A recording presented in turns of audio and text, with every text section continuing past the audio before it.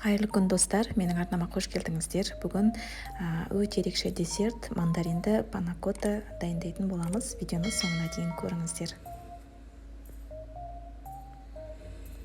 Ең алдымен бірінші слойын дайындаймыз. Ол үшін бізге желатин қажет. Желатинімізді суымызды қосып, бәрін араластырып, жақсылап шетке дайындап қоямыз. Және де мандаринімізді, дәні жоқ мандаринімізді алып, қабығын тазалап, осылай езіп аламыз. Және де езіп алғаннан кейін тағы да ситадан өткізіп, артық дәндерін, қабықтарын алып тастаймыз. Дайын болған мандарин согына кішкене қант қосып, баяу отта қантымыз ерігенше бәрін жақсылап араластырамыз. Қантымыз ерігеннен кейін мандарин согына жаңа өзіміз дайындаған желатинімізді қосып, бәрін жақсылап желатиніміз ерігенше араластырамыз.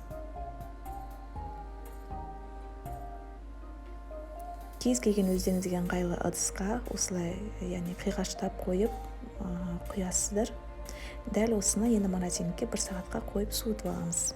Енді екінші слойын дайындаймыз. Ол үшін біз тағы да желатинімізді су құйып алдын ала дайындап қоямыз.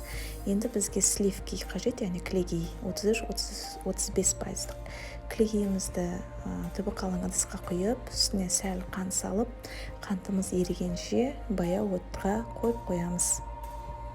Қантымыз ерігеннен кейін жаңа өзіміз дайындаған желатинімізді клегейдің үстіне салып, бәрін жақсылап араластырамыз. Енді стаканымызды алып, морозилниктен үстіне, екінші қабатты құйып шығамыз. Бізде ол клегейлі қабат. Толтырып құйып, морозилникке тағы да 1 сағатқа қойып қоямыз. Үстін кез келген жеміс-жидекпен әсемдеп қойсаңыздар болады. Міне біздің өте тез әрі дәмді болып шығатын ерекше десертіміз дайын болды. Отбасыларыңызға ұнайтынына сенімдімін. Міндетті түрде жасап көріңіздер. Ұнаса лүпіл басып, қолдау көрсетсеңіздер болады. Көп рахмет.